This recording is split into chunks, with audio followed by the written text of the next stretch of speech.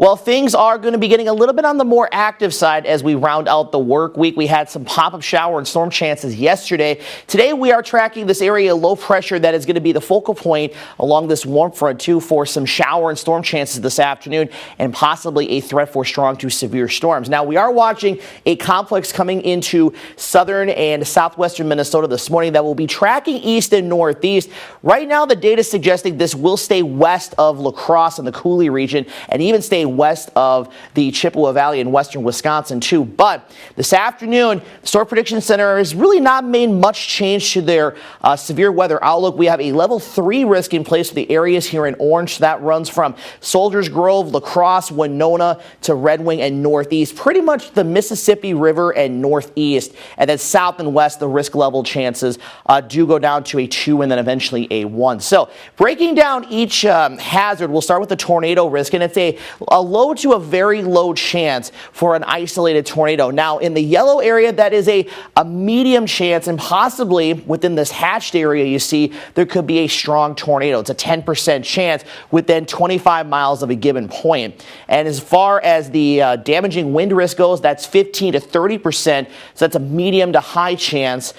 In other words, there's a 15 to 30% chance of seeing damaging winds within 25 miles of a given point. And the hail risk is pretty much the same, but you notice the hatched area here, that's where we could see hailstones bigger than 2 inches in diameter. Maybe some cases, if the conditions are right, we could see hail that could approach tennis ball to baseball size hail. So breaking it all down again, tornadoes is kind of low to moderate here in the Coulee region, but the hail and the wind threat is going to be a little bit on the higher side. And again, we're not expecting any concerns for flooding.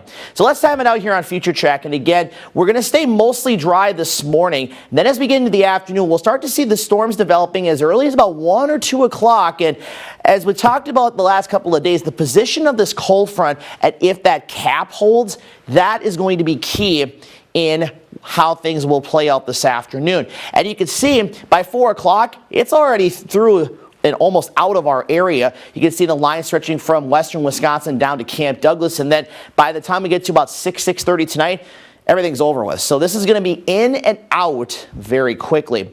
That's the graph model. Here's the HRRR model. This one shows kind of a similar picture, and the more sunshine we have today, that is not going to be a good thing. That is going to lead for the energy levels to increase for those storms to feed off of. But you can see around 3 o'clock a few storms near Buffalo and Trempealeau counties.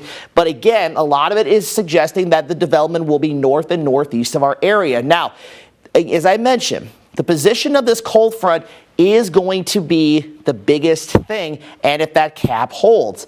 So again, I would pretty much say just be weather aware this afternoon between about noon and 6 p.m. for the possibility of seeing strong to severe storms. The better chances will be across Wisconsin, the Wisconsin counties. If you're in southeast Minnesota, northeast Iowa, still be weather aware, but your chances are a little bit on the lower side. Now we'll have a few scattered showers tomorrow afternoon. It'll be windy, cooler on Saturday, and then another chance for rain by Tuesday and Wednesday next week.